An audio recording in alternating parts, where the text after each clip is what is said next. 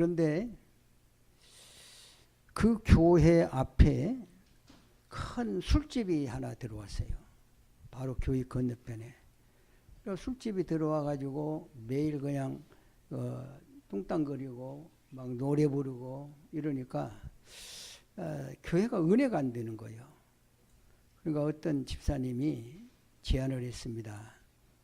우리 교회 앞에 이렇게 술집이 들어와가지고 교회가 잘 되지 않으니까 예배 드리는데 방해가 있고 기도하는데 방해가 있으니까 우리가 합심해서 기도해서 저 술집이 망하든지 그러면 이 술집이 이곳에 떠나게 해달라고 기도하자 그랬어요.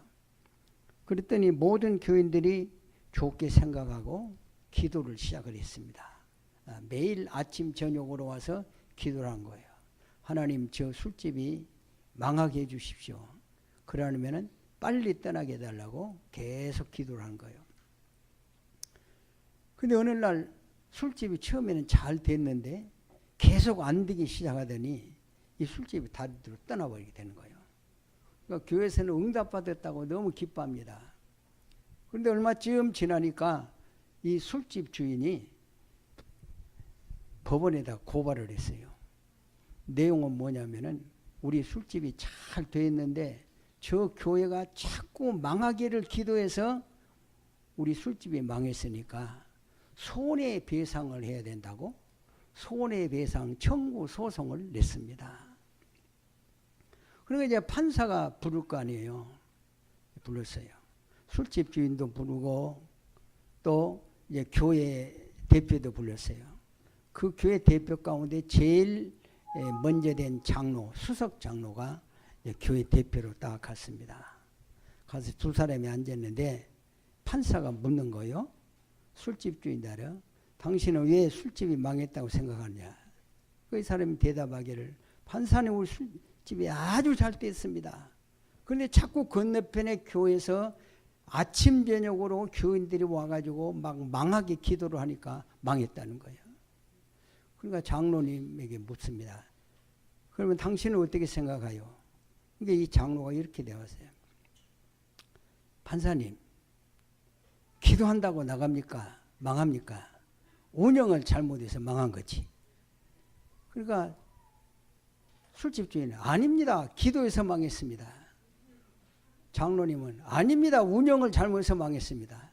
자꾸 둘이 막 싸우는 거예요. 한참 그 얘기를 듣던 판사가 이렇게 대답을 했습니다.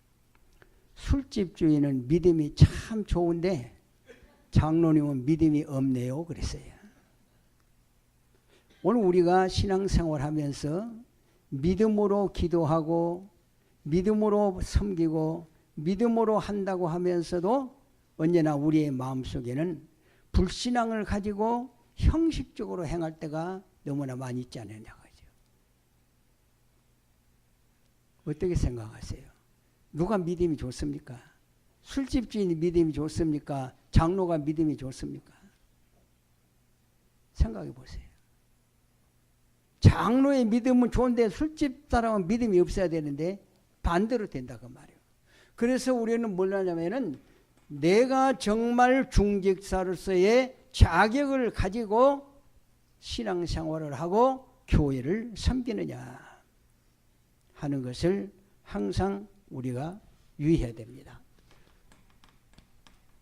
서론적으로 말씀드리고 싶은 것은 적어도 교회의 중직자가 되려고 하면은 세 가지를 항상 유지하라.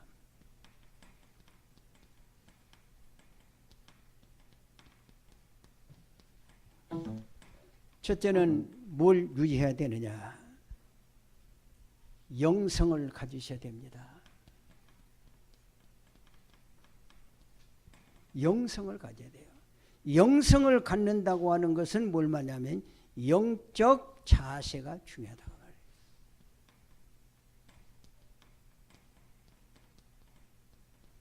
말해요. 영적 자세를 바로 가지라. 왜 그러냐 하면은 하나님과 바른 관계가 지속돼야 돼요. 이것은 하나님과의 관계입니다.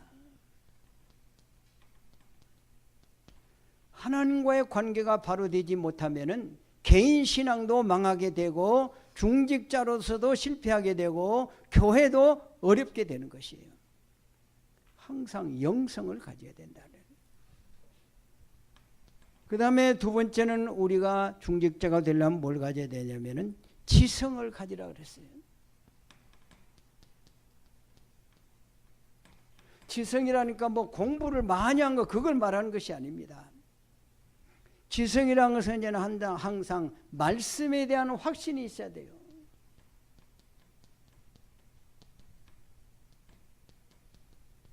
말씀에 대한 확신이 없이는 할 수가 없죠. 말씀에 대한 확신이 있으면 항상 자기 중심을 해버립니다. 말씀에 대한 확신을 가질 때 모든 신앙의 기준,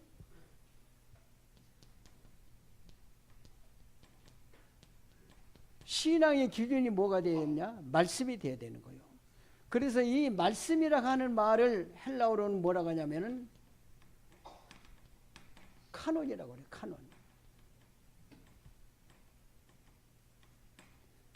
이 카논이라고 하는 말은 뭐냐면은 카메라 카논이 아니고, 이 카논이라고 하는 말은 세 가지 뜻이 있습니다.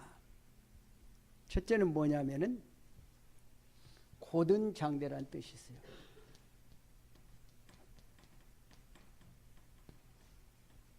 고든 장대라는 뜻이 있고, 또 그 다음에 두 번째는 차라고 하는 뜻이죠. 차.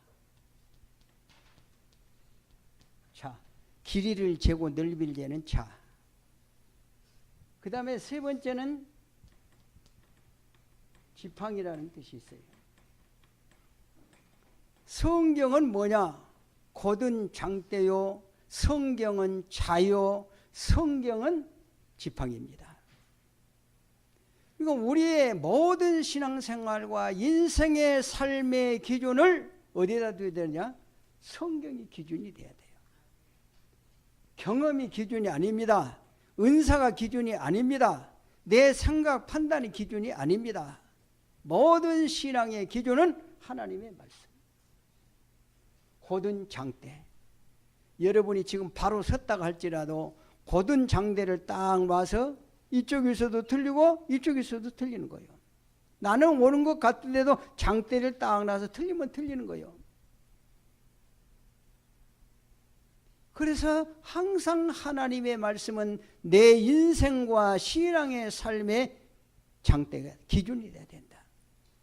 두 번째 차는 뭡니까? 길이를 재고 넓이를 재고 높이를 재는 겁니다. 이 의자 하나 만드는데 눈대중으로 만들 수가 없거든요. 길이도 재고 넓이 높이도 다 재야 저런 멋있는 의자가 나오는 거예요.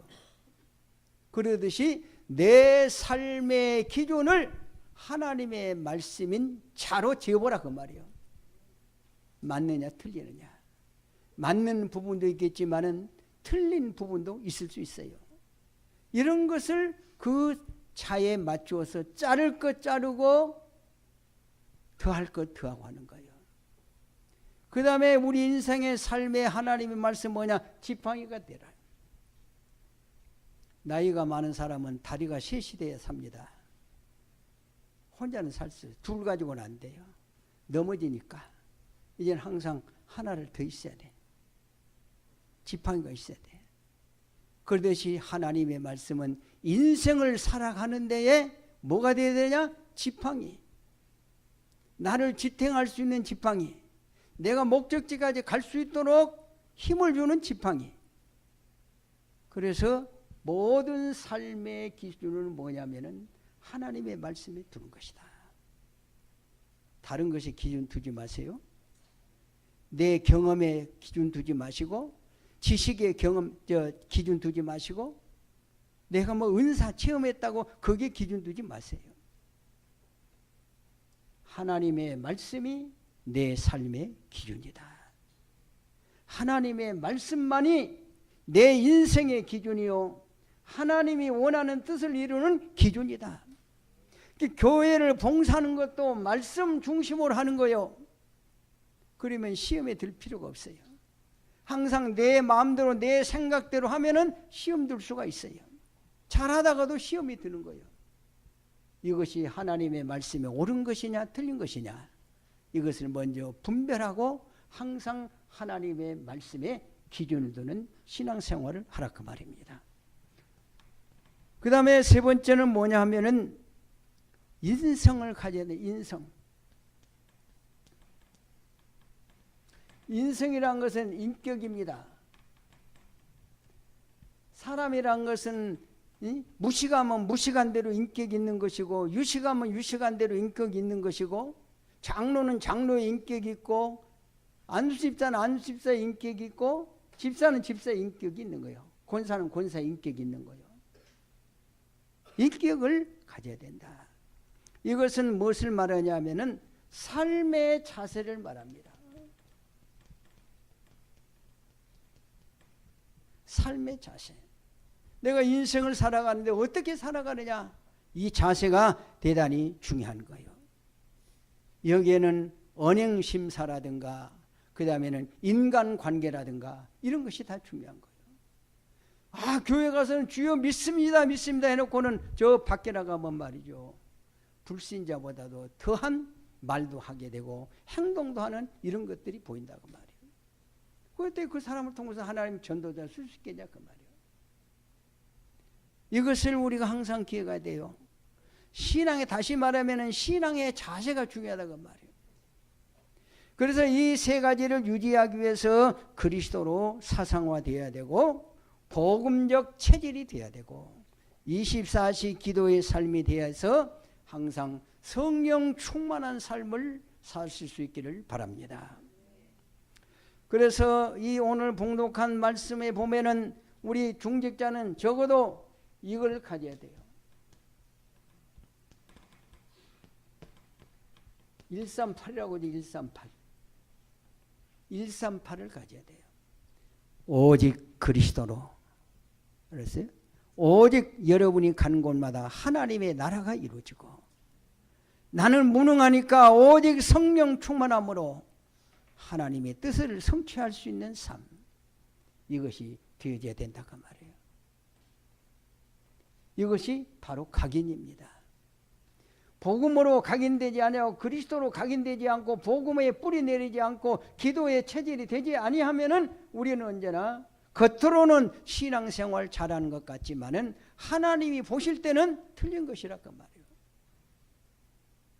어떤 의미에서 우리가 겉으로 볼 때는 저 사람이 이상하게 보이지만은 하나님이 보실 때에 참 믿음의 사람으로 보인다고 하면 그 사람은 영적으로 승리하는 사람이에요. 그래서 이것을 하기 위해서 초대교회는 어땠느냐? 중직자의 영적 자격,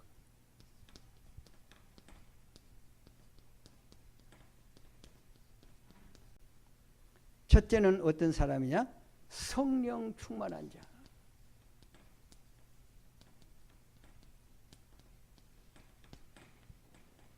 집사가 되고 권사가 되고 안수집자가 되고 장로가 되는 사람 제일 먼저 자격은 뭐냐면은 성령 충만한 자. 이것은 하나님과 영적 관계를 말합니다. 그 다음에 두 번째는 어떤 사람이었느냐? 지혜 충만한 자였어요.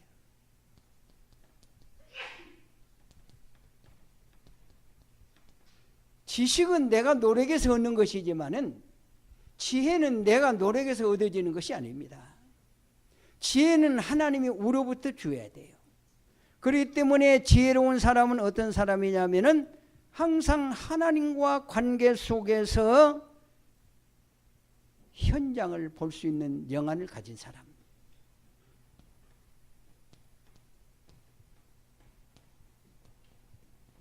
영안이 열린 자가 돼야 돼요. 솔로몬이 공부를 열심히 해가지고 지혜로운 왕이 된 거 아니거든요. 솔로몬은 하나님 앞에 구할 때 나같이 어린 사람이 이 많은 백성을 다스려야 되는데 하나님 나에게는 지혜가 필요합니다. 그러니까 그걸 구했더니 하나님의 마음에 맞는 기도를 하니까 하나님이 그에게 지혜를 주셨어요. 그래서 지혜로운 왕으로서 지금까지도 이름이 난 것을 우리는 잘 알 수가 있습니다. 그래서 우리는 항상 교회 현장을 보는 분별력이 지혜를 가진 사람은 보이는 거예요. 공부 많이 한 지식을 가진 사람에게 보이는 것이 아니라 지혜 가진 사람에게 보이는 거예요. 그러니까 여러분 꼭 기억하시기 바랍니다. 지식이 없이는 살아도 지혜가 없이는 살 수가 없는 거예요. 그래서 여러분들은 먼저 지혜로운 자들이 되시기를 바랍니다. 그 지혜는 하나님이 주신다고 그랬어요. 자, 그 다음에 세 번째는 어떤 사람이냐? 믿음 충만한 자라고 그랬어요.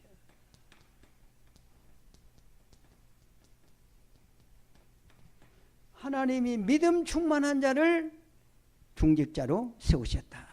이거 뭐죠? 말씀에 대한 확신입니다.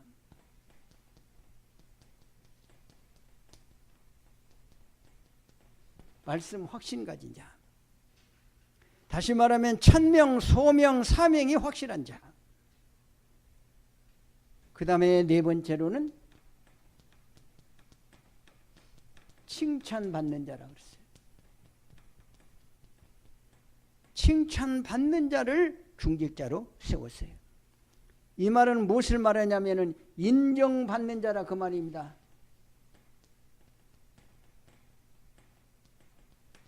누구에게요? 하나님께 인정받고 목사에게 인정받고 모든 성도들에게 인정받는 자. 이 네 가지 조건을 가지고 초대교회는 중직자를 세웠습니다. 그런데 가장 중요한 것이 뭐냐면 다 중요하지만은 다 이런 건 다 개인적입니다. 믿음까지는 다 개인적이요. 그런데 이 칭찬받는 이것은 개인적인 것이 아니에요. 왜? 모든 나와 상대하는 사람들로부터 인정을 받아야 되니까. 그래서 중직자가 되는 사람은 세 가지의 인정을 받아야 돼요.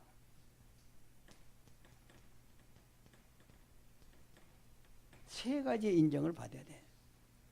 어떻게 인정을 받아야 되느냐? 첫째는 하나님께 인정받으라.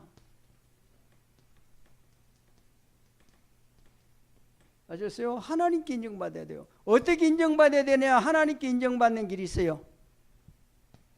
사도행전 13장 22절에 보니까 그랬어요. 내가 다윗을 세우니 내 마음에 합한 자라. 내가 다윗을 통해서 내가 하고자 하는 뜻을 다 이루리라 그랬어요. 하나님의 뜻에 합한 자 어떤 사람이요? 하나님의 마음에 들어야 돼요. 하나님의 마음에 드는 중직자 여러분 되시기를 축원합니다. 하나님의 마음에. 다윗이 왕으로 세웠는데 내 마음에 들었다 그 말이에요. 하나님 마음에. 그러니까 하나님이 다윗을 통해서 하나님이 하시고자 하시는 모든 일을 다 이루겠다 그랬어요. 오늘 여러분들이 하나님의 마음에 합한 자가 되면은 하나님은 여러분들을 통해서 하나님이 하시고자 하시는 큰 일들을 다 이루시는 줄로 믿습니다. 그 다음에 우리가 칭찬을 받는데 두 번째는 또 누구에게 칭찬을 받아야 되느냐? 사람에게 칭찬받아야 돼요. 사람에게도 인정을 받아야 된단 말이요. 어떻게 해요? 고린도 후서 5장 13절.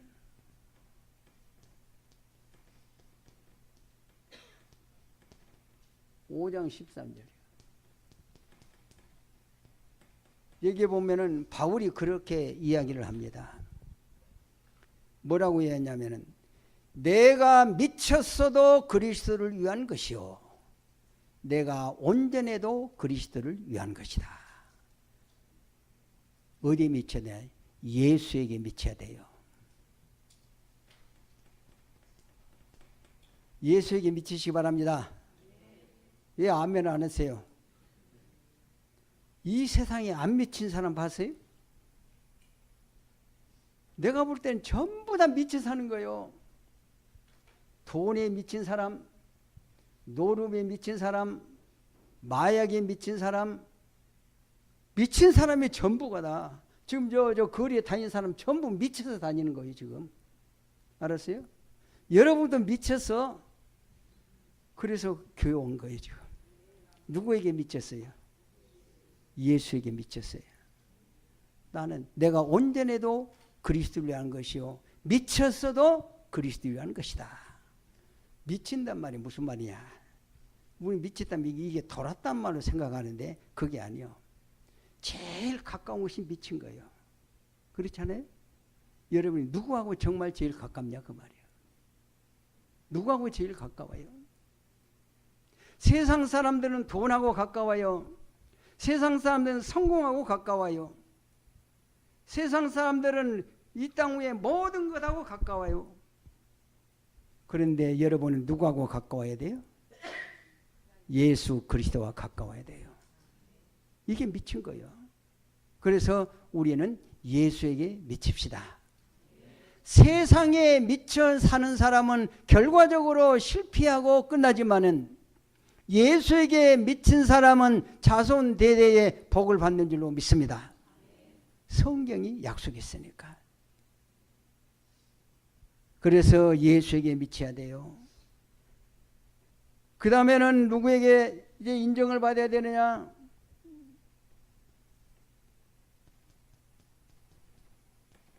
사탄에게 인정받아야 돼요. 예수 믿는 사람은 사탄에게도 인정을 받아야 돼요. 어떻게 인정을 받아야 되냐? 사도행전 19장에 보니까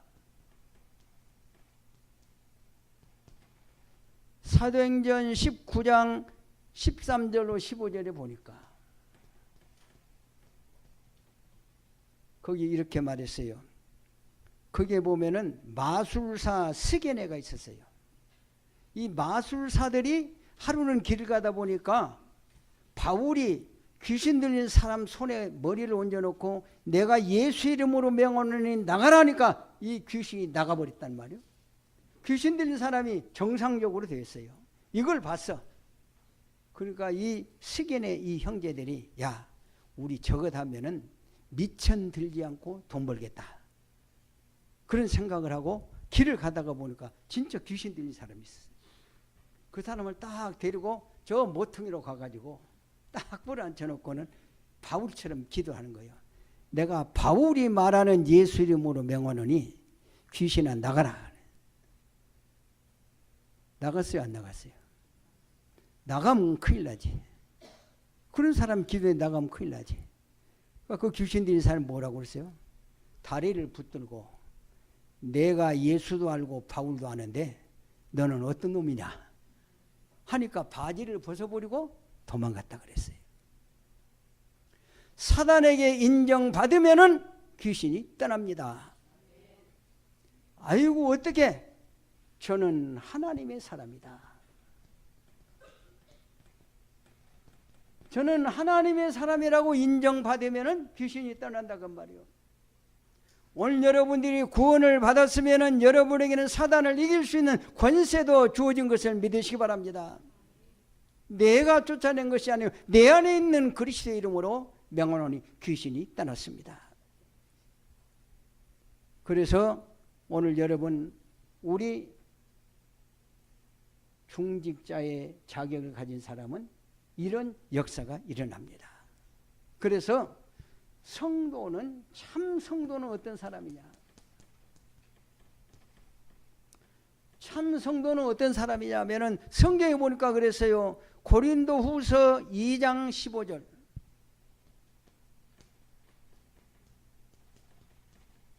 고린도후서 2장 15절에 뭐라고 말씀했느냐? 우리는 구원받은 자들에게나 망한 자들에게나 하나님 앞에서 그리스도의 향기다.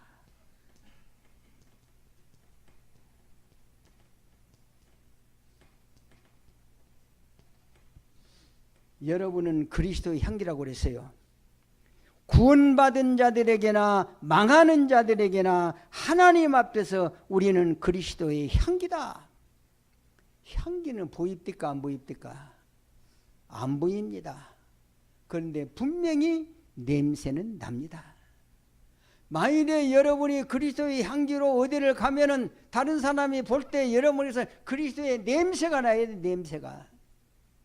말 속에서도 냄새가 나고 행동 속에서도 냄새가 나고 직장에서 냄새가 나야 돼요. 마치 요셉이 보디발의 집에 가서 아무 말도 안 했는데 요셉을 보니까 하나님이 함께 하심이 보이더라. 그 향기가 나야 된단 말이에요. 이게 진짜 중직자입니다. 그 다음에는 우리 중직자가 된 사람은 어떤 사람이냐면 고린도후서 3장 2절.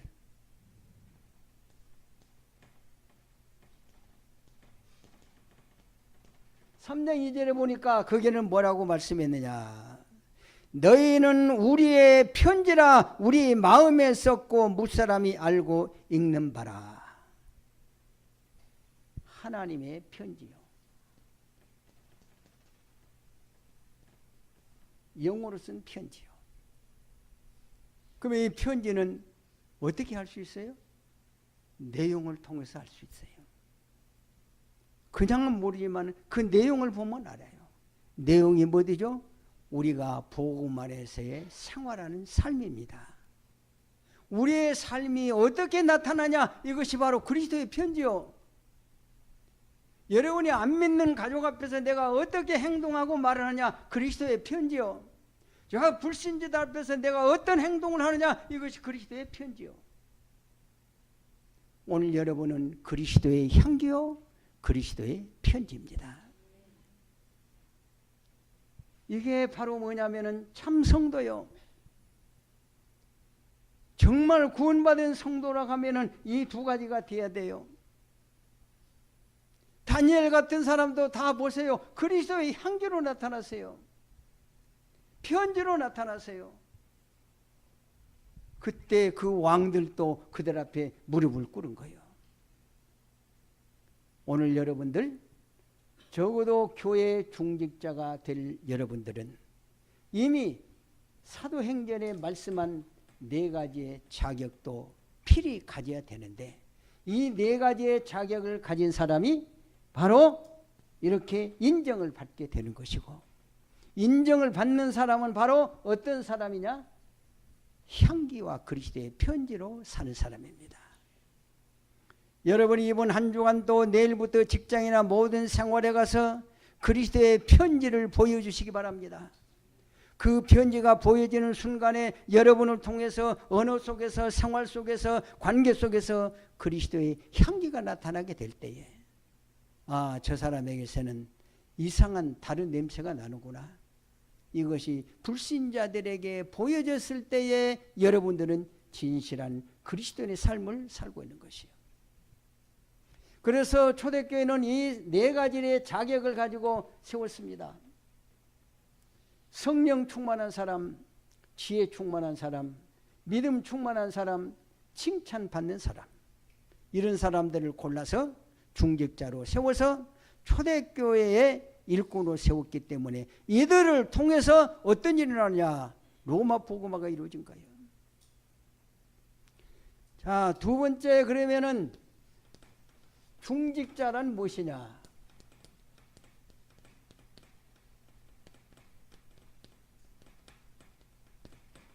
자, 중직자는 무엇을 중직자라고 하느냐? 중직자라고 하는 말을 뭐라고 하냐면은 디아코노라고, 디아코노, 헬라어로. 이 디아코노라고 하는 말은 두 가지 뜻이 있어요. 첫째로 이 디아코노가 말은 무슨 말이냐면은 통한다는 뜻이에요. 통한다.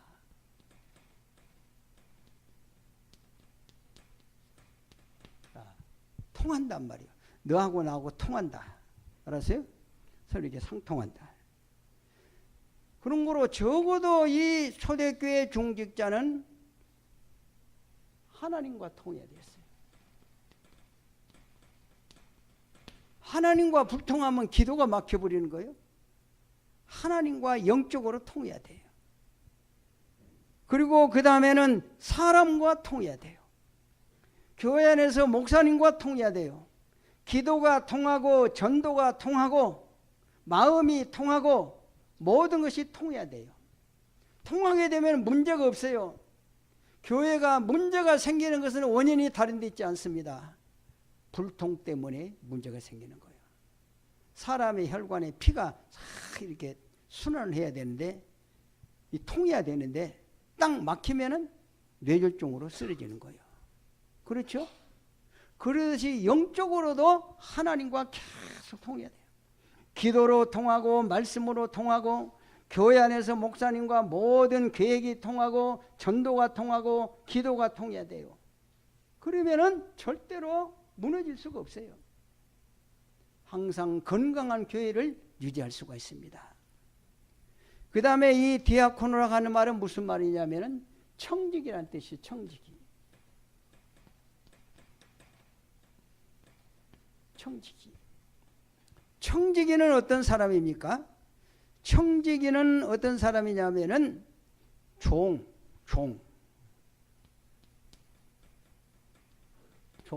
심부름꾼.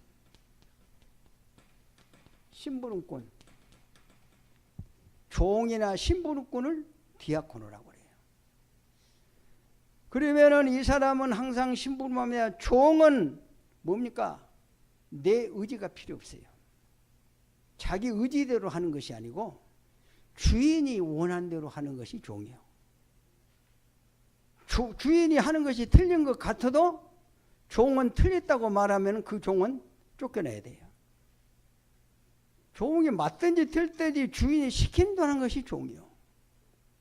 오늘 우리는 내 기준으로 아까 이야기한 대로 말씀을 보지 말고 하나님께서 하신 말씀이 내 기준에 틀린 것 같아도 하나님의 말씀은 무조건 순종하라. 아셨어요? 안유가 없어요. 하나님의 말씀 앞에는 노가 없다니까.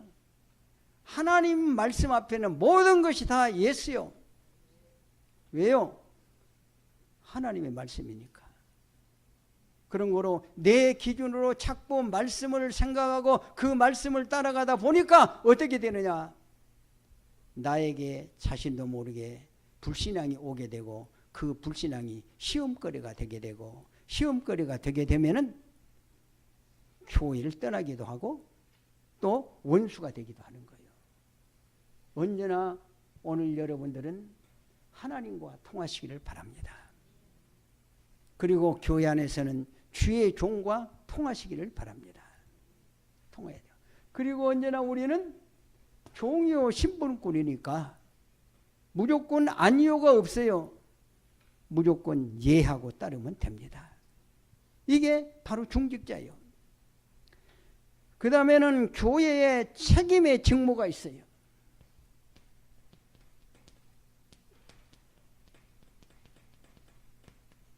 책임의 직무가 있는데 이 책임의 직무는 이제 여러 가지가 있습니다. 첫째는 교회 안에 장로가 있어요. 장로는 교회 전반에 총괄 책임이 있어요.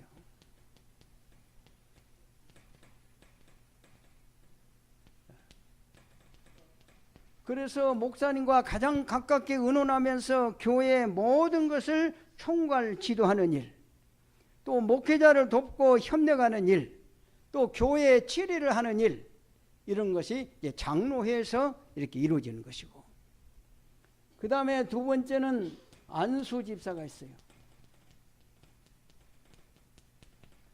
안수집사가 있는데 이 안수집사를 감독 위해서는 권사님이라고 합니다. 요한복음 2장 5절에 보니까 뭐라고 말씀이냐면은 무슨 말씀을 하든지 그대로 하라 그랬어요. 무슨 말씀을 하든지 하나님이 말씀한 그대로 하라. 다시 말하면은 섬기는 자로서의 절대적 순종해야 됩니다. 순종해야 돼요. 자, 그 다음에 세 번째는 뭐가 있느냐면은 권사가 있습니다.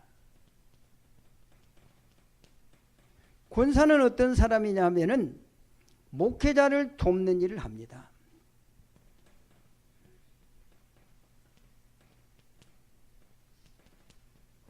목회자를 돕고 그 다음에는 성도 신방할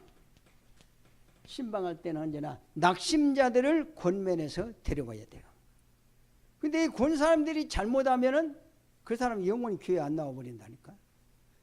권 사람을 딱 보냈더니 가서 그 사람에게 기도해주고 이제 그 사람이 오해된 것을 이렇게 잘 말씀 중심으로 이렇게 이해시키고 그래야 하는데, 맞아, 당신 집사님 맞아, 내가 보니까 나도 그렇게 생각해. 이렇게 되면 어떻게 되는 거예요? 그 사람은 교회 영원히 안 나오는 거예요. 언제나 권사님들은 가서 권면하고 낙심자를 신방하고 또 그 사람들에게 힘을 주고 이렇게 해서 신앙생활을 바로 할 수 있도록 인도하는 사명을 감당하는 것이 권사님이에요. 이 일을 잘해야 되고요. 그 다음에 네 번째는 집사가 있습니다. 이 집사는 무엇을 하는 것이냐? 각 분야에서 달란트대로 각자 주어진 달란트가 있어요. 달란트를 가지고 각자 자기가 속한 곳에, 이제 여성계도 보고 이렇게 보면은 뭐 각 부가 있잖아요. 이런 또 교회 안에 책임이 있잖아요. 이제 재정 책임도 있고 뭐 전도 책임, 뭐 책임이 있잖아요. 그래서 각 달란트를 가지고 여기다가 최선을 다한다.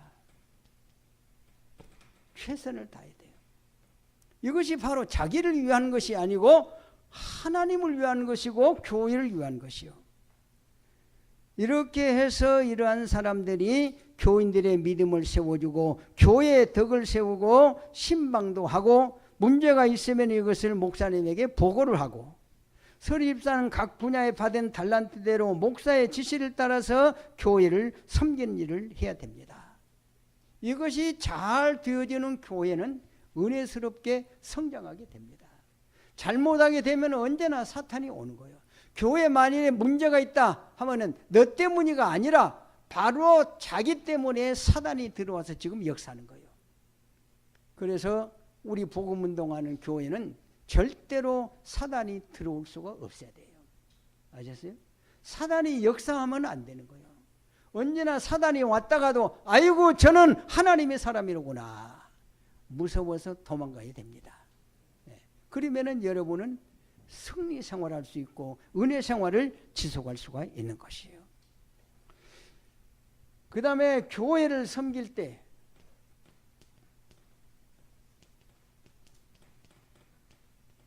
이제 우리가 교회를 섬길 때는 어떻게 섬겨야 되느냐? 자신의 뿌리를 잘, 신앙의 뿌리를 잘 내려야 돼요.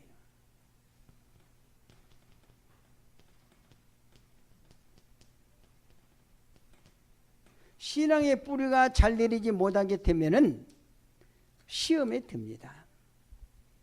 세상의 뿌리를 내리게 되면은 결과적으로 그의 신앙이 무너지는 것이요. 항상 복음에다가 뿌리를 잘 내려야 됩니다. 그래야 뭐가 되느냐? 열매가 맺어지는 거예요. 어디다가 뿌리를 내느냐에 따라서 열매는 달라집니다. 그래서 성경에 보면 그런 말씀이 있죠. 이제 밭이 있는데 길바닥 같은 밭, 돌짝밭, 가시밭, 옥토가 있어요. 씨는 다 중요한 것인데 그 씨가 어디에 떨어지냐에 따라서 열매가 맺을 수도 없고 맺어도 금방 죽어버리고 어떤 때는 많은 열매를 맺는다 그랬어요. 우리가 길바닥에는 아무리 좋은 씨를 많이 심어도 결과적으로는 싹이 나지 않고 새가 와서 쥐어 먹습니다. 가시밭에는 아무리 좋은 씨를 심어도 싹이 나는 것 같지만은 결과적으로 열매를 맺지 못합니다. 돌짝밭에다가 아무리 좋은 씨를 심어도 싹이 나나 금방 말라 죽습니다. 그러나 옥토에 씨를 심을 때는 잘 자라서 30배, 60배, 100배 결실을 맺는다 그랬어요. 오늘 여러분들은 신앙의 뿌리를 어디다 내려야 되느냐? 여기에 따라서 열매의 가치는 달라지게 되는 것이기에 오늘 여러분들은 오직 예수 그리스도, 오직 하나님의 말씀에 신앙의 뿌리를 잘 내리시기 바랍니다. 그러면은 여러분들은 틀림없이 열매가 맺어지는 거예요. 열매는 내가 맺는 것이 아니요 하나님이 맺혀주기 때문에 뿌리 내린 것은 내가 해야 된다 그 말이요. 근데 아무리나 심어가지고 뿌리 내린다고 해서 열매가 맺어지는 것이 아니니까 옥토밭과 같은 마음밭을 가지고 이 복음의 씨를 심을 수 있기를 바랍니다. 그 다음에는 직분에 따라서 사단의 역사도 달라집니다.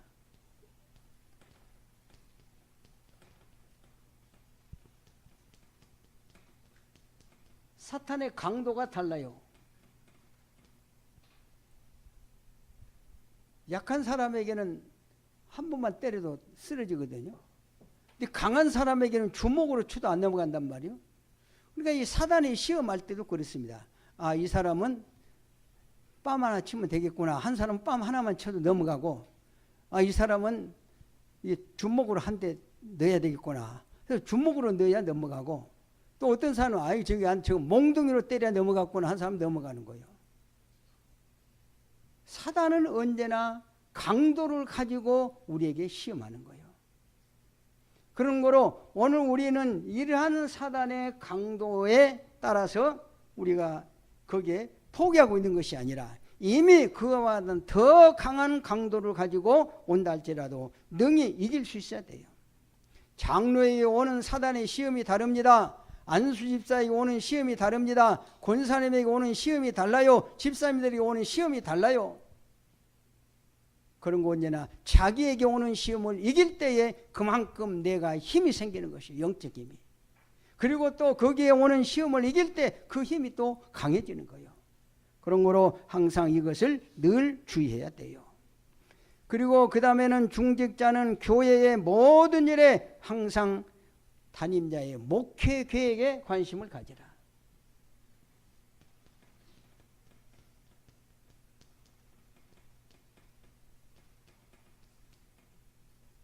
담임자는 적어도 교회에 목회 1년의 목회 계획이 있어요. 근데 이것은 담임자가 혼자 하는 것이 아니고 여러 모든 중직자들이 그 계획을 갖추고 기도를 하면서 협력을 해야 돼요. 그래야만이 그 목회가 제대로 이루어질 수가 있어요. 거기에 따라서 책임적인 헌신을 하고 의무를 감당해야 돼요. 예배라든가 예배 봉사하는 일, 전도하는 일, 또 헌금하는 일, 교회 행사하는 것 언제나 여기에 있어서 중직자들은 앞장서서 실천함으로 모든 성도가 하나 되어 따라올 수 있도록 해야 된다고 말이에요. 이렇게 될 때에 교회는 은혜스러운 교회로 성장하게 되는 겁니다. 그래서 이 교회는 제일 먼저 그리스도의 믿음이 소문난 교회 되시기 바라요. 또 이 교회는 사랑이 소문난 교회가 되기를 바라요. 정말 이 교회는 전도 잘하는 교회로 소문나기를 바라요. 또 이 교회는 기도하는 교회로 소문나기를 바라요. 이런 것들이 소문난 교회가 되면은 자연적으로 세상 사람들이 어둠 속에서 사는 사람들이 이 빛을 보고 찾아오게 돼 있어요. 전도는 말로도 하지만은 전도는 무언으로도 할 수 있거든요. 왜? 여러분은 그리스도의 향기고 여러분은 그리스도의 편지니까. 향기는 여러분의 모든 영적 생활을 통해서 이 영향이 미쳐지는 것이고, 편지는 뭐냐? 그 내용이 여러 가지가 있단 말이요. 그 내용이 우리의 행함을 통해서 나타나게 될 때에 그것을 보고 교회를 찾아오게 된단 말이죠. 이것이 바로 오늘 우리 중직자가 바르게 할 일입니다. 그 다음에 세 번째입니다. 마지막 세 번째는 뭐냐면은 중직자가 평생 기억해야 할 것.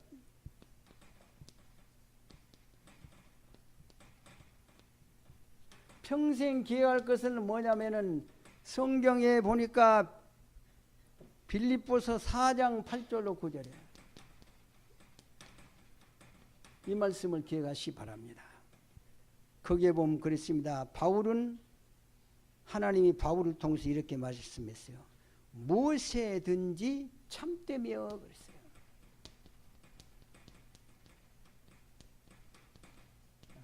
여러분이 하는 무엇이든지 참되며 이것은 거짓이 없어야 됩니다.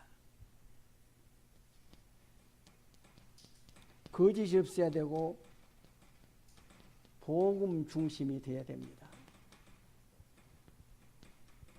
그 다음에 두 번째는 뭐라고 얘기하냐면 무엇이든지 오르며 그랬어요.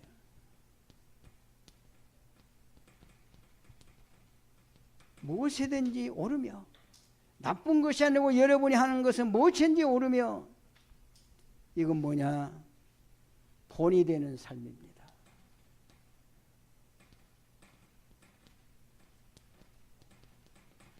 본이 되는 삶을 하는 사람은 기도 생활이 잘 지속돼야 됩니다.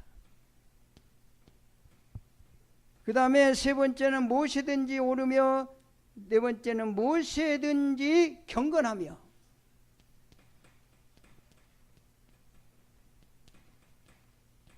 경건하며. 경건하는 것은 어떤 것입니까?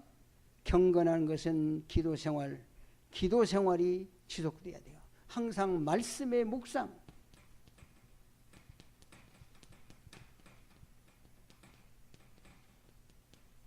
말씀을 늘 묵상하며 그 말씀이 내 마음속에 살아 역사해야 되고, 그 다음에는 무엇이든지 정결하며.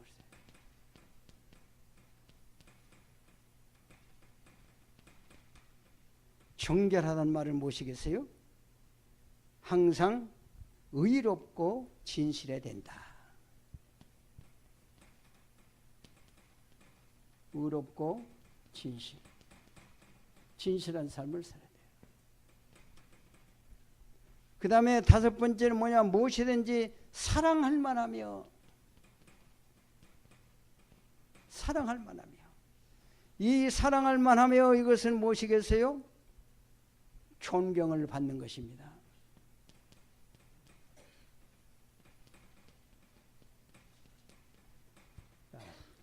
사랑할 만한 사람에게는 존경을 하는 거예요. 그 다음에는 칭찬받을 만하며 그랬어요.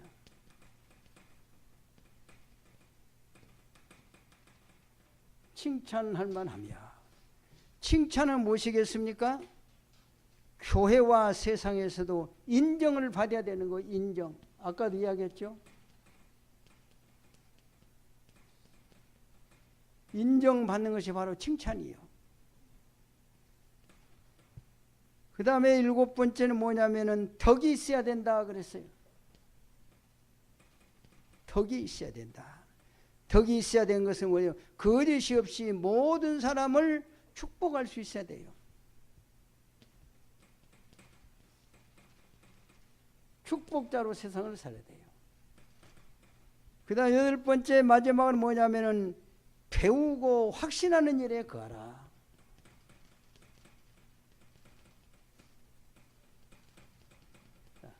모든 것을 배우고 그것을 지식으로 머물지 말고 믿음으로 확신을 가져야 돼요.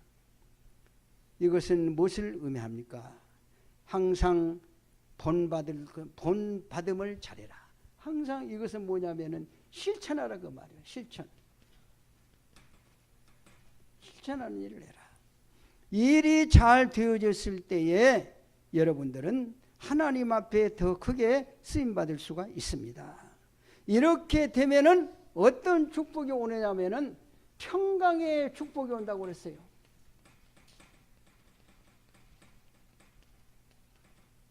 평강의 축복. 정말 내가 복음 안에 들어있으면 이게 사실 되는 겁니다. 완전 복음 속에 들어가면 내가 이렇게 살게 되는데, 이렇게 살게 되니까 내 마음속에, 내 삶 속에 항상 평강의 축복이 임하게 되는 것이다. 초대교회 중직자는 오직 복음 때문에 순교적인 신앙을 가졌습니다. 스데반 집사는 생명 걸고 복음 전하다가 순교당했는데, 그로 말미암아서 안디옥 교회가 세워지고 그 안디옥 교회를 통해서 세계 복음화의 문이 열렸습니다. 한 사람의 복음 가진 순교가 세계 복음화의 문이 열려졌다 그 말이에요. 마게도냐에 가서 빌립보 성에서 누디아라고 하는 약한 여인이 예수 그리스도를 영접함으로 어떤 일이 일어났냐? 저 유럽의 복음이 들어가는 문이 되었다 그 말이에요. 나약할지라도 부족할지라도 복음에 바로 쓰고 정말 생명을 거는 신앙생활을 하는 사람은 하나님이 그들을 통해서 큰 역사와 증거를 이루시는 줄로 믿습니다. 여러분 또 보세요. 요 초대교회 이제 후 시대에 와가지고 폴리캅이라는 목사가 있었어요. 이 사람이 나이가 86세입니다. 그때에 로마가 기독교를 핍박하면서 그를 잡아갔어요. 잡아갔으나 그 사람이 나이도 많을 뿐만 아니라 원래 모든 사람들에게 존경을 받았어요. 존경을 받으니까 그들이 붙들어 놓고 뭐라고 했느냐. 우리는 선생님을 죽일 수가 없습니다. 우리가 존경하는 분이니까. 그러니 법이 이러니까 오늘 이 자리에서 거짓말 한마디만 해주세요 그랬어요. 무슨 거짓말이냐. 나 예수 안 믿는다 하고 그러면 놔줄 테니까 가서 또 복음 전하세요 그랬어요. 나 같으면 유혹에 넘어갔을 거예요. 폴리캅은 뭐라고 그랬냐. 내가 86년 동안 살아오는 동안에 예수님은 한 번도 나를 모른다고 한 적이 없었는데 내가 어떻게 거짓말인들 예수를 모른다고 하겠느냐. 나는 예수를 믿습니다. 나를 죽여주시오. 그래서 그 사람은 화형에 처해서 순교를 당했습니다. 여러분 거짓말 한마디는 쉽게 할 수 있습니다. 우리는 거짓말을 농담으로 해요. 근데 여러분 성경을 자세히 보세요. 살인한 것도 물론 죄입니다마는 살인하면 지옥 간다 이렇게 직접적인 말은 없어요. 도둑질한 건 나쁜 거지 너 도둑질하면 지옥 간다 이렇게 성경에 말한 적은 없어요. 그런데 무슨 말이느냐. 우리가 가장 대수롭게 생각하고 장난 삼아 사는 거짓말하는 자는 지옥 간다 그랬어요. 거짓말하는 자 지옥 간다. 왜 그런 줄 아세요? 요한복음 8장 44절에 보면은 사단을 누구의 아버지라고 그랬죠? 거짓의 아비라고 그랬어요. 사단이 제일 사용하는 것이 거짓말로 사용하거든요. 이게 사단이 그 가장 주 목적인 거짓말하는 자는 지옥 간다 이렇게 직접 이야기를 했다니까요. 우리는 그 거짓말을 대수롭게 생각하잖아요. 자기 상황에 따라서 거짓말도 하지 않아요? 장난으로 거짓말도 하지 않아요? 거짓말하는 자는 지옥 간다 그랬어요. 오늘 여러분은 복음의 사람이니까 오직 그리스도만을 확실히 깨닫고 여기에 대한 확실한 증인이 될 수 있기를 바랍니다.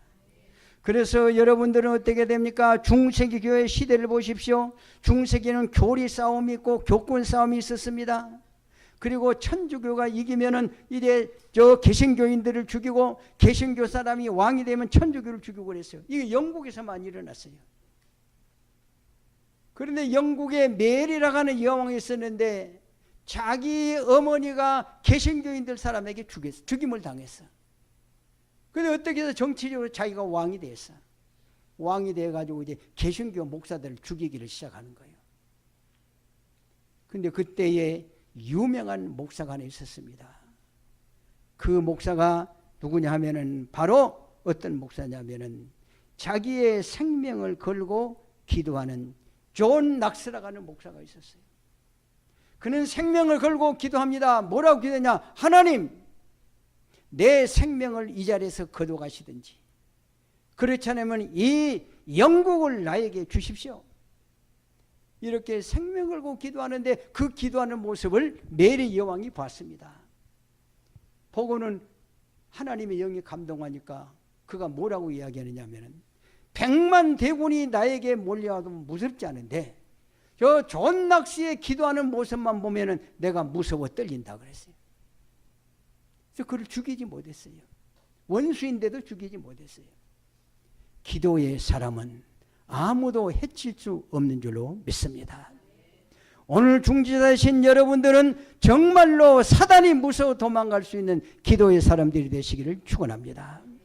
근세 교회사를 보세요. 근세 교회사를 보면 생명건 하나님의 사람들. 자, 우리는 로마 캐톨릭이 비복음적이니까 이것을 떠나서 생명의 말씀 중심한 신앙으로 돌아가자. 오직 믿음으로만이 구원을 얻는다. 이것을 강조했던 사람들. 그들과 맞서서 싸웠던 마틴 루터, 칼빈, 요한 웨슬레 같은 사람들. 이 사람은 생명 걸고 개혁운동에서 성공하게 된 줄로 믿습니다. 생명은 하나님께 있습니다. 생명은 하나님께 있기 때문에 하나님이 불러가시면 가야 되고, 가기 싫어도 하나님이 불러가면 가야 되는 거예요. 그런 거로 생명이 살아있는 동안에 우리는 뭐 해야 되느냐? 이 복음의 증인으로 서야 됩니다. 그러기 위해서 결론적으로 말씀드리고 싶은 것은, 중직자의 사명을 잘 감당할 때는 평강의 하나님이 너희와 함께 하시리라 그랬어요. 평강의 하나님이 우리와 함께 하실 때 우리에게는 두려움이 없습니다. 평강의 하나님이 우리와 함께 하실 때 모든 문제는 해답이 있습니다. 평강의 하나님이 나와 함께 하실 때 여러분이 가는 곳마다 흑암과 저주와 사단은 무너지는 것입니다. 그래서 중직자는 하나님의 발판에 서 있어야 됩니다. 항상 하나님의 발판에 서 있어야 되고, 하나님의 주권 아래에 있는 것을 기억해야 되고, 그러고 이제는 나는 내가 원한 대로가 아니라 하나님의 계획대로, 내 인생은 나의 계획이 아니라 하나님의 계획대로 사는 것이다. 아셨습니까? 그런 거로 기도할 때도 그렇게 하세요. 하나님, 내가 원하는 대로가 아니라 하나님이 원하는 대로 사는 중직자가 되게 해 주십시오. 그러면 어떤 일을 당해도 여러분은 절대 낙심할 수가 없어요. 근데 내 계획대로 살게 해주십시오 하면 문제가 왔을 때 내가 낙심하는 거예요. 그 다음에 두 번째는 뭡니까? 신앙의 발판에 서 있어야 됩니다. 항상 신앙의 발판에 서 있어야 돼요. 신앙의 발판에 서 있어야 할 때에 그때는 하나님의 말씀 위에 서 있어야 된다고요. 세상이 아니라 하나님의 말씀 위에 항상 서 있으라. 그 다음에 여러분은 어디에 서 있어야 되느냐? 축복의 발판에 서 있으시기를 바랍니다. 모든 곳에 축복이 예배되어 있습니다. 항상 교회 안에는 말씀이 있습니다. 내가 이 교회와 함께 살고 이 교회와 함께 죽는다고 하는 사실, 이것을 믿고 여러분들이 교회를 섬기시기를 바랍니다. 왜냐? 여러분들이 세상 떠날 때까지는 예수 믿어야 될 거 아니에요. 하나님이 여러분을 보내신 것은 그냥 보내신 것이 아니에요. 타의에 왔든지 자의에 왔든지 어떻게 해서 왔든지 하나님이 보내신 거예요. 왜? 이 교회에서 필요하기 때문에, 이 교회에서 일꾼으로 쓰셔야 되기 때문에, 이 교회를 통해서 이 지역을 살려야 되기 때문에 하나님이 보내신 거예요.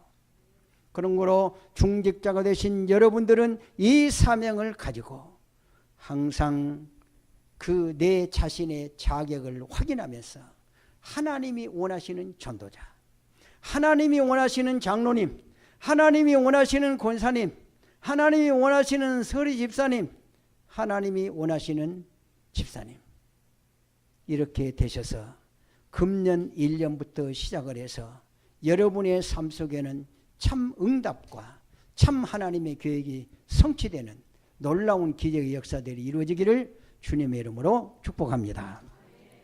기도하십시오.